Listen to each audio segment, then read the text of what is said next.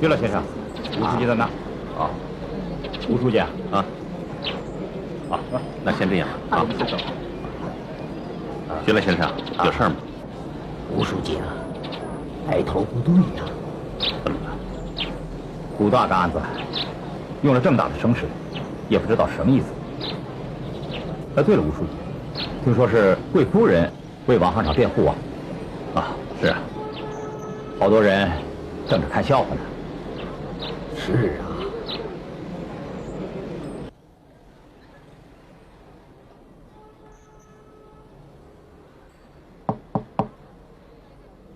请进。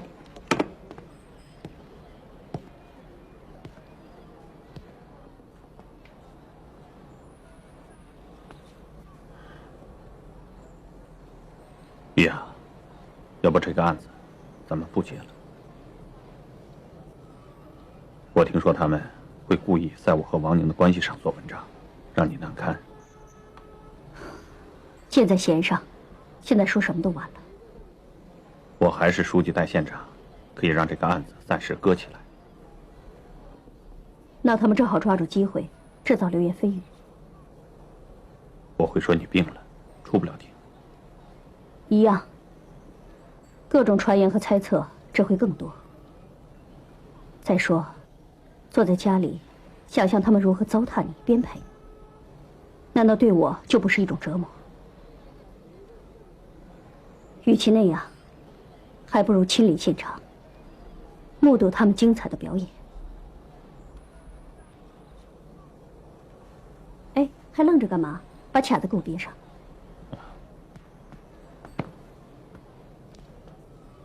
这儿。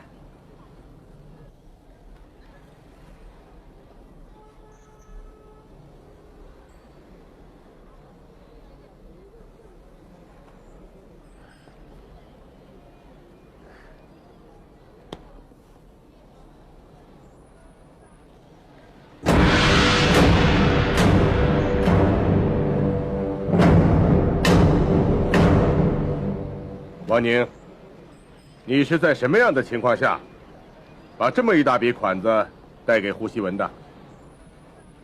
他先说要在我们这儿搞投资，后来又说资金暂时周转不开，让我先给他垫资100万。我一想，人家是来搞投资的，能帮的就帮帮，就先给他垫上了。你和他是什么关系？同学。只是同学？是的。那就怪了，一般的同学关系，他叫你把100万划过去，你就这么划过去了？我当时太相信他了，这是我的失职。太轻描淡写了吧？胡锡文为了拿走这笔钱，给没给过你什么好处？没有。现金？没有。贵重物品？没有。真的没有？绝对没有。那20万回扣是怎么回事？什么20万回扣？胡锡文给你的20万回扣，这回你明白了吧？这简直是无中生有。别那么肯定，我们是有根据的。现在请你告诉法庭，这20万，你们打算怎么处置？我们？也就是你和某位男士？对不起，我还没有这样一位男士。按道理，你有没有一位男士？有一位什么样的男士，属于个人隐私，别人是无权过问的。可是，你现在已经触犯了刑律，而且直接牵涉到这位男士，我们就只好过问一下，请你谅解。现在，请你回答，你们有没有进一步的打算？什么打算？比如说，这位男士离婚以后，你们打算在哪儿安家？房子买多大的？地皮选好了没有？对不起，我得打断一下。我现在不太清楚公诉人的思路。公诉人好像急于搞清楚一笔所谓的20万赃款是如何使用的，是吧？对，这个问题事关重大。这我能理解，但是这必须有个前提，就是这笔赃款是否存在。如果前提都不存在的话，我们现在就讨论赃款是如何使用的，这种讨论有没有意义？公诉人是不是操之过急了？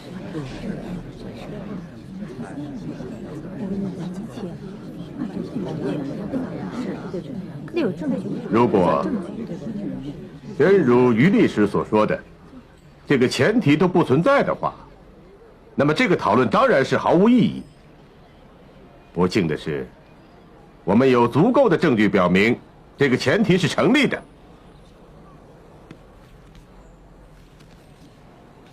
请看，这是胡锡文交代的材料。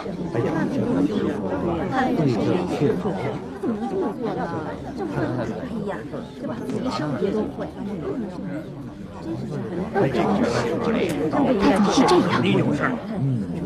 没想到，是吧？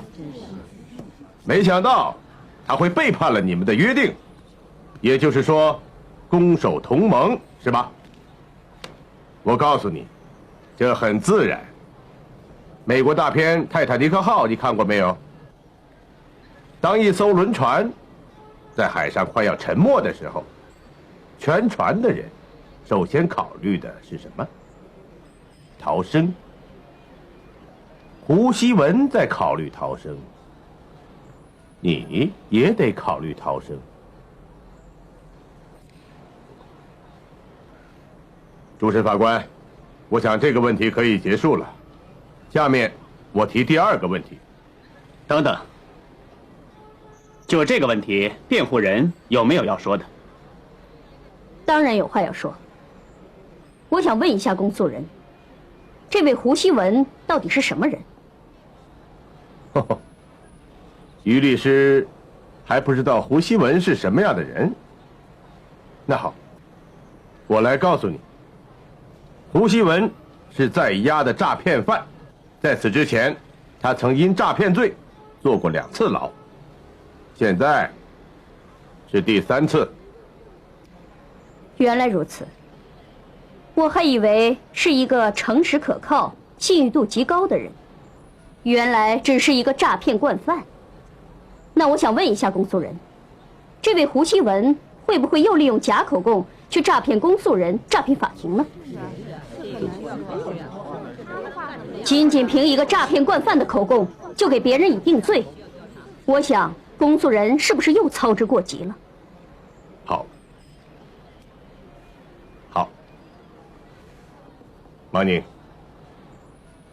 你在决定把这笔款子划到胡锡文的账上之前，请示过什么人没有？没有。真没有？那你在农行工作了多长时间12年。12年。12年，连农行的基本规章制度都没弄懂吗？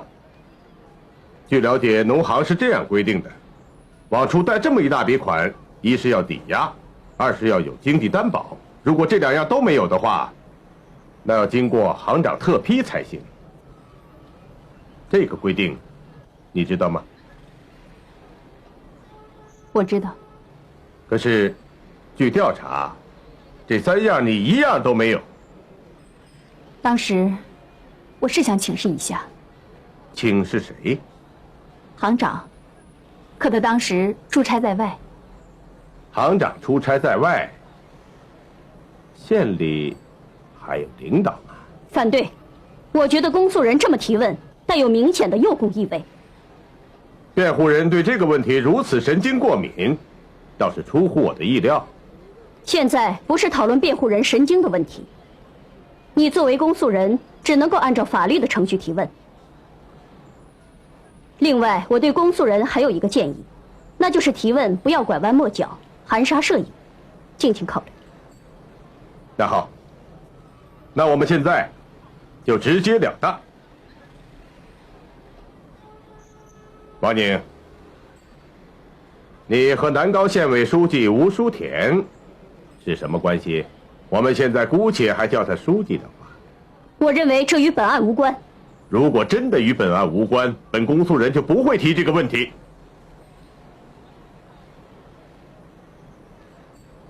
王宁，你能不能告诉法庭，你俩到什么程度？我抗议。以什么身份？是以王宁辩护人的身份，还是以吴淑田妻子的身份？兼而有之。以王宁辩护律师的身份，我提醒公诉人，你所提的问题与本案无关。而作为吴淑田的妻子，我不允许你在法庭上无中生有，对我丈夫进行诽谤，否则我将以诽谤罪来起诉你。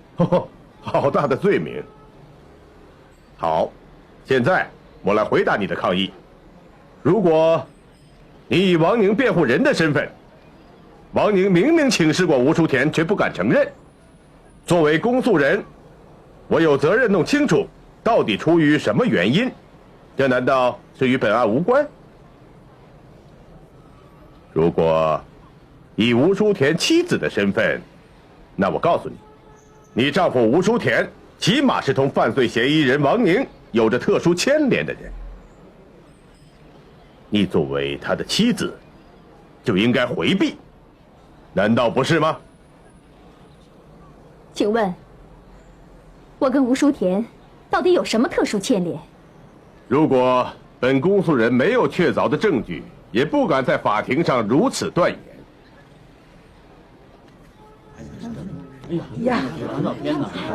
请法官过目。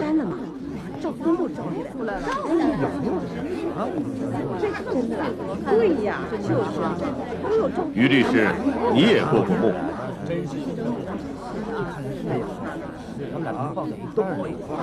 关系不完呐。看来是非同寻常。这照片不会假。不就是那张照片吗？我早就欣赏过了。在我第一次来南高的时候，就有人偷偷的从门缝底下塞进来给我看过了。当时作何感想？你对这个感兴趣？我想感兴趣的不止我一个人。好吧，这本来已经超出了本案的范围，但是既然公诉人的兴趣主要在这类问题上，我还是满足你。我当时就看出了他的破绽。怎么？你认为这张照片有问题？这是显而易见的。你的意思是电脑合成的？我看倒可以请电脑成像方面的专家鉴定一下。它不是电脑合成的，所以你才敢这么问。但是，制造假照片不仅仅只有电脑合成一种办法。请问，还有什么方法？比如说，王宁当时喝醉了酒，走在他旁边的吴淑田恰好在他踉跄的时候扶了他一把，就被别有用心的人偷拍了下来，并且大做文章。当然是偷拍的，正大光明，吴书记也不答应啊。这种事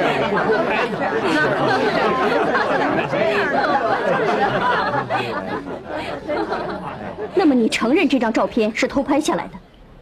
这能说明什么问题呢？说明南高斗争的复杂。吴淑田作为南高县委书记，已经成为某种势力攻击与诬陷的对象。所谓攻击与诬陷，指的是无中生有，而这张照片，只不过是把确实发生过的事记录下来。不错，照片确实是偷拍的。可是，如果两位当事人从来没有过这样亲密的动作，又怎么偷拍得下来呢？所以，我现在对辩护人也有一个建议：这样的老公不值得你这么维护。与其在法庭上替他挖空心思强词夺理，还不如今后把他看严点，免得给自己带来无穷烦恼。这个说法真有意思啊！好了，还是回到刚才的问题上。王宁，你现在还否认正式向吴淑田请示过，或者非正式的向他提起过这件事情吗？是的。这个问题暂时到这儿。为了慎重起见，我们将利用休庭时间向吴书记取证。下面，法庭休庭，合议庭对本案进行评议。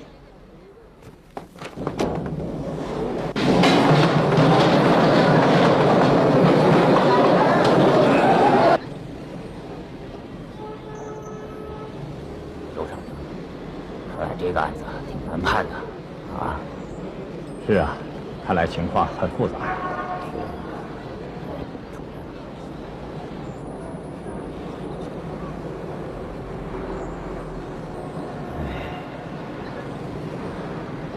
真难为这个女人啊！是啊，我当时看她在法庭上。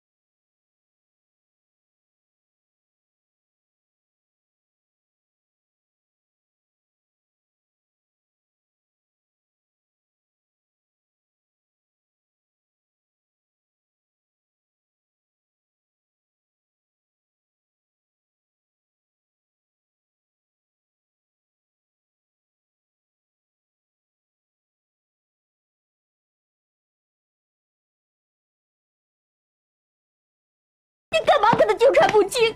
讨厌！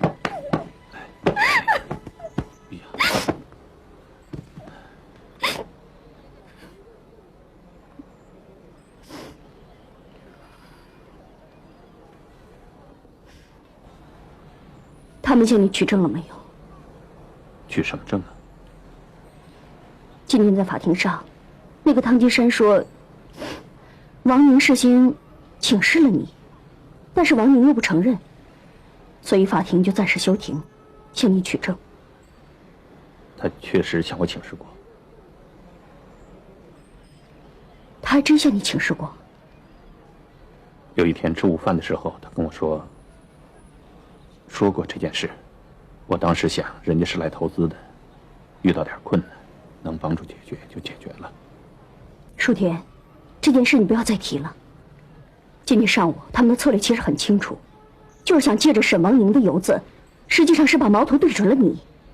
所以现在，你无论如何不要给他提供什么新的口实了。可这样一来，责任不就成了王宁的吗？怎么，心疼了是吧？都什么时候了，你还替他着想？是怎么回事就是怎么回事，谁的责任就是谁的责任。就这么简单。玉雅，咱们不扯别的好吗？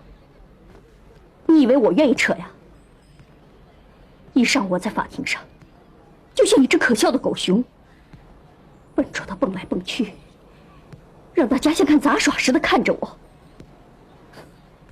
那个汤金山还当着我的面追究你们俩的关系，问到底发展到什么程度了，就差没问你们俩怎么睡觉了。你以为我听着舒服过瘾呢？当了这么多年的律师，我什么时候出过这么大的洋相？我人间错乱呢，要往你们俩身上扯。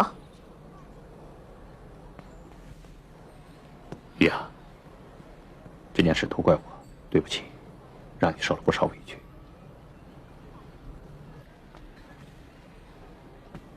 你要真认为我受了委屈，就不要承认这件事情。王宁他都不承认，你干嘛要承认？再说，也用不着你上法庭。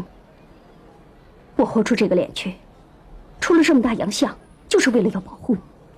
如果出了洋相还保护不了你的话，那我这洋相不是白出了？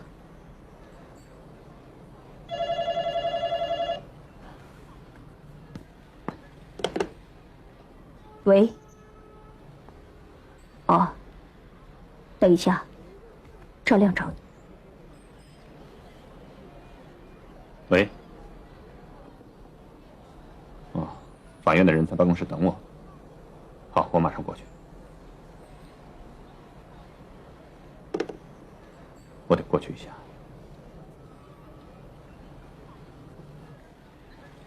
舒田，你千万别承认这个事儿，这对你很不利。就算我求你了。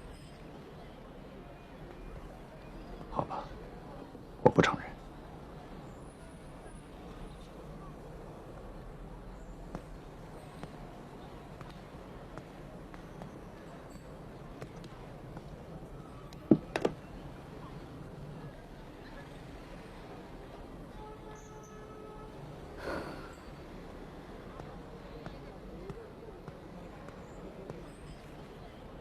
这么说，他们已经乱了阵脚。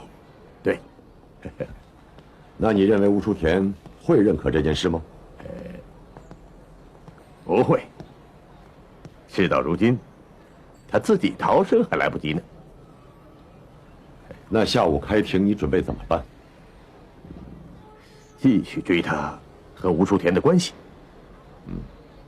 好，老汤，那我就等你的好消息。好。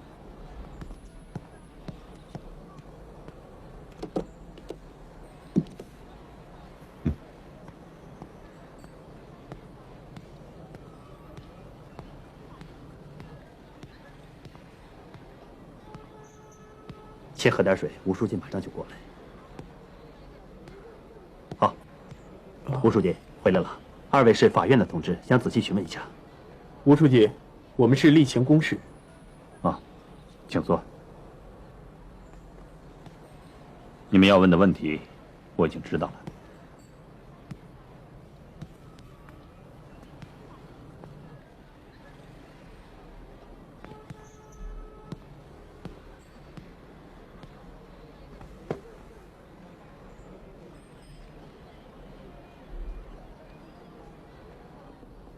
这件事，王行长请示过我，是我指示他，这笔款子可以贷。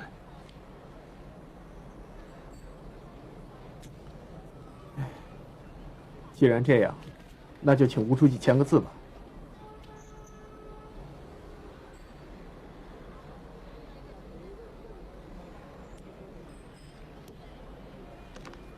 那好，我们先告辞了。啊，赵主任，替我送送二位。好，啊，请吧。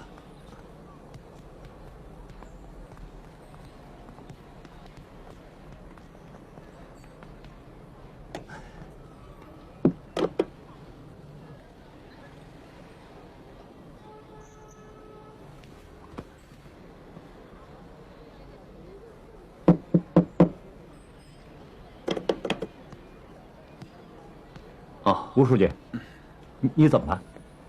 啊，没事，坐。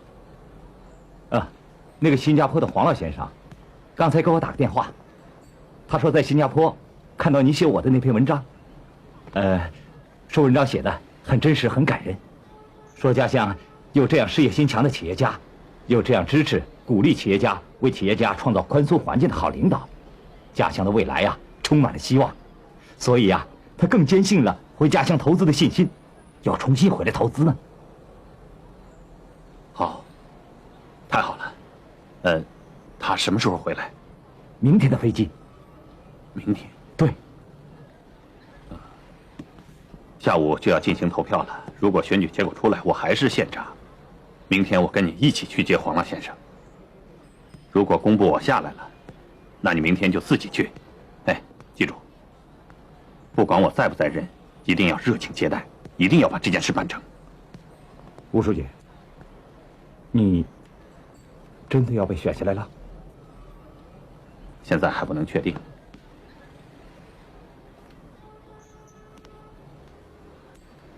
吴书记，你要是真被选下来了，那么我也不干了。我是我，你是你，你不是给我吴淑田干，你是在给党干。南高制药厂刚刚恢复生产，正是需要你好好干的时候。吴书记，不是我不想干，是我干不成。他们现在正在撺掇让高二丽写我的小字报呢，要在代表当中散发呢。我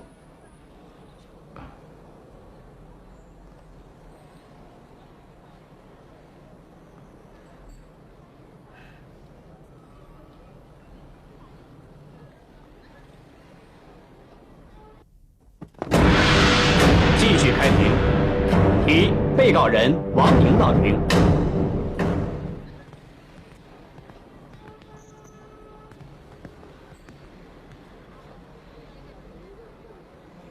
请问法官，休庭期间，吴淑田的材料核实了没有？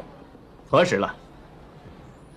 吴淑田亲口承认，这件事是他指示王宁做的。好，像个男人样。有一些人一旦遇到这种事情，自己逃还来不及呢，哪还顾得上女人？是吧？我尊敬这样勇于承担责任的男人。不对，法庭需要的是事实。我从来就没有请示过他，他怎么会对我下达指示？再说，农行是自成系统，不受地方政府的领导。他就是对我指示了，也没有造成约束力。我是农行的副行长，在业务方面的问题，我没有必要，也没有理由请示他。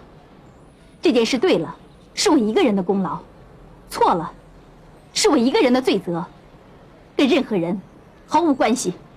哎呀呀，真是令人感动的一对儿。我这一辈子起诉过不少案子，事到临头，像这样勇于替对方承担责任的，还从来没有见过。今天真是受教育了，上了一堂活生生的感情教育课。于律师，你呢？谁知道吴书记跟王宁？好了，我的第二个问题也结束了。被告人的辩护律师，你还有什么要说的吗？当然有。我想说的是，王宁肯定是有过失的，这一点在一开始的时候他就已经承认了。现在的问题是，这个过失到底属于什么性质？是工作上的失误还是犯罪？它关系到一个人的命运，所以我们在界定的时候必须慎之又慎。通过将近1天的庭审，我觉得可以归纳出以下几点：第一，首先，认为被告人王宁接受20万回扣证据不足，因为到目前为止，公诉人只提供了一个证据，那就是诈骗惯犯胡希文的口供，而仅仅依据一个诈骗惯犯的口供就给被告定罪的话，那显然是不严肃也是不合法的。所以说，所谓的受贿罪不能成立。其二，因为受贿罪不能成立，那么这件事情上被告的主观动机就只能认定为替本县吸引投资，发展本县的经济。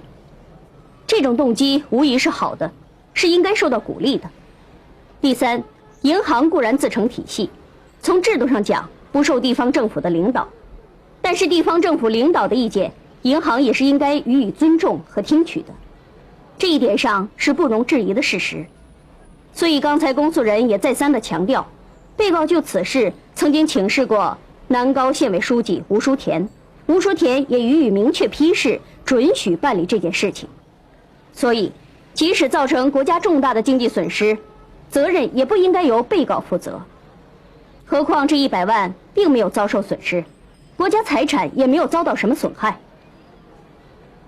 综上所述，我认为现在的问题已经十分清楚，被告充其量属于工作上的失误，而工作上的失误每个人都是难免的，除非他不工作。如果一旦工作上出现了一点失误，就要抓住无限上纲大做文章的话，那么今后谁还能工作，谁还敢工作？我的陈述完了。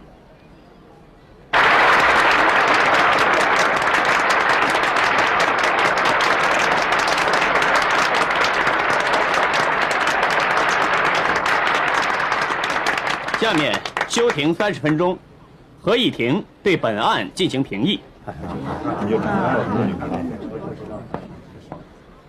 继续开庭，现在进行当庭宣判。被告人王宁贪污受贿一案，经合议庭评议并报请本院审判委员会讨论决定，认为公诉机关指控被告人王宁犯贪污罪、受贿罪，证据不足，罪名不能成立。依照《中华人民共和国刑事诉讼法》第152条规定，判决如下：被告人王宁无罪，予以当庭释放。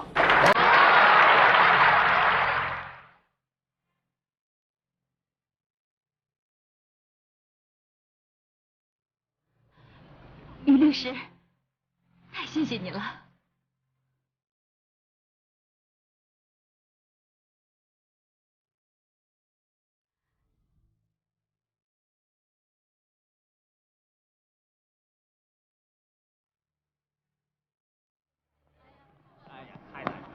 于雅，我刚才在门外听了，你的陈述精彩极了。于雅，怎么了？官司赢了，应该高兴。官司赢了，可我说，于雅，代表们都夸你的业务水平高，怎么是输了？业务水平高有什么用？可我在感情上输了。你要相信我，我跟他确实没发生什么。我相信你没有和他发生过那种庸俗的关系，要不然你也不是吴淑田，他也不是王宁了。可是感情呢？你说得清楚，他又说得清楚吗？看看你们俩多坚贞，多理解，主动的把罪责往自己身上揽，哪怕因此而丢官，而判刑，而坐牢，都在所不惜。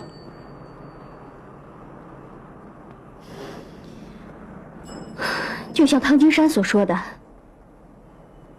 多么动人的一幕，多么高尚的情操啊！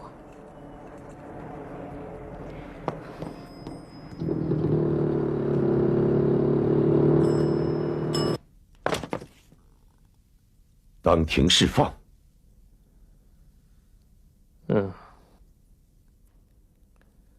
人大宣布下午4点开始选举。你估计这次选举的结果会怎么样？凶多吉少啊！现在开始分发选票，大家注意了，同意的在所选的候选人名字上打勾，不同意的打叉，快点！另选的在选票空格上写上名字。好，大家注意了，现在开始分发选票，同意的在所选的候选人名字上打勾，不同意的打叉，另选的在选票空格上写上名字。陈大姐，进来坐一会儿吧，选举结果还没出来呢。不用了，我还是走走吧。您别急，凭着刘县长的能力，肯定能选上。你错了，我今天投的是吴淑田的票。啊？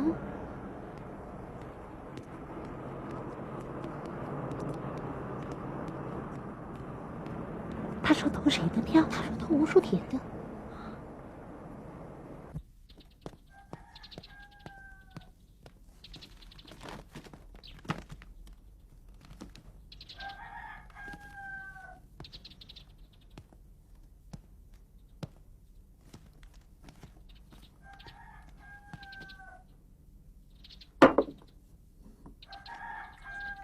县委吴书记来过。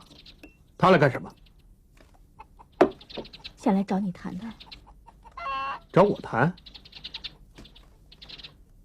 他是怕你被人当枪使了。哼！你知道是谁毒死叔叔的吗？谁毒死的？是李清宝他们厂出的假药。你就替他们开脱吧。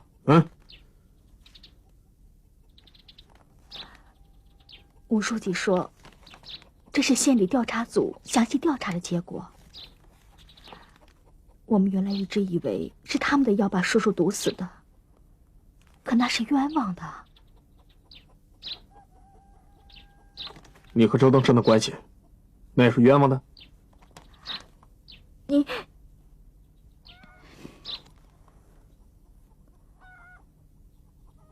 二丽，你要实在咽不下这口气，那我们就分手吧。分手？分手就分手，这样凑合下去也没啥意思。别这样，别这样，这事儿都是我的错，都是我的错，还不行吗？啊，阿婆，不是我想要分手。想当初，那么多人都以为我有毛病，不能生育的时候，有那么多人劝他离婚，他都不肯。为这个，我跟自己发誓，今后不管遇到任何事情，我都得忍，都要原谅他。可是现在，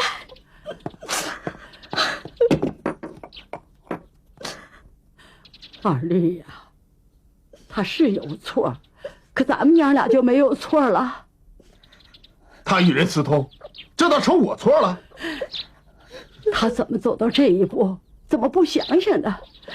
医生明明说他没有病，他能生，可咱们就不相信他，还成天逼他到这儿查那儿查，他心里能没火？他心里能不急吗？啊！记得当时还让他看什么神医？什么神医？大流氓！接我以后，我还以为他真的是个医生，让我躺着我就躺着，可他居然想糟蹋我，我真是吓坏了。我也不知道哪来的力气，我是连推带打才逃出来的。一路上我就越想越委屈，连死的心都有。那天雨也是下得吓人，就像从天上往下倒似的。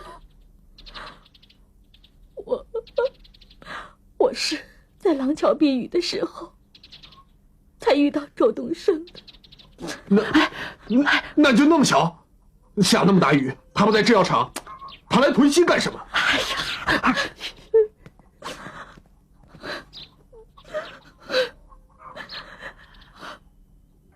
他是来调查屯溪制药厂是不是假冒了他们的药。叔叔的事儿，他们一直背着黑锅，为这个连厂子都停产了。当年我们在学校的时候是好过一段，可自从跟了你以后，我就再也没和他来往过，直到这次在廊桥遇见了他。你非说是他强奸了我，我说不是，你还生气。二丽，反正我们要分手了，没必要再瞒着你。当时真的是我引诱了他，就像一个下流的女人那样。我倒是要看看，我是不是真的像你和阿婆说的那样，是不能生养的女人。如果是，我也没打算活，好腾出个地方让你再娶。你们老高家的香火不能断在我的手上。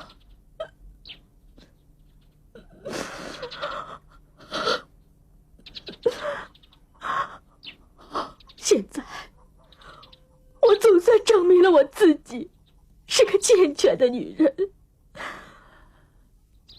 可是付出的代价实在是太大了。这可能就是命。您好好休息。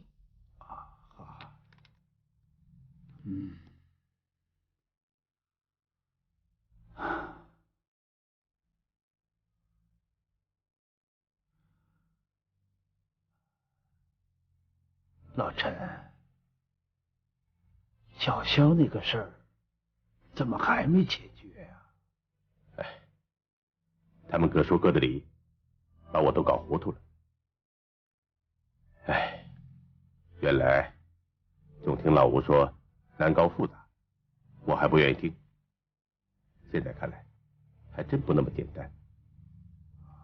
老陈，阿超在这里边究竟扮演了一个什么样的角色？现在还不太清楚。你一定要查清楚。一定会查清的，老伙计。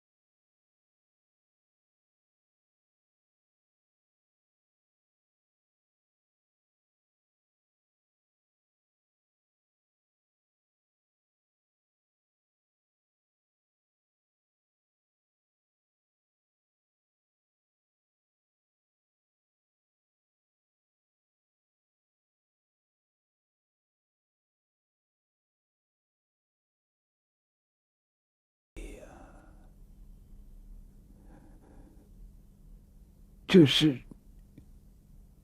害了他们。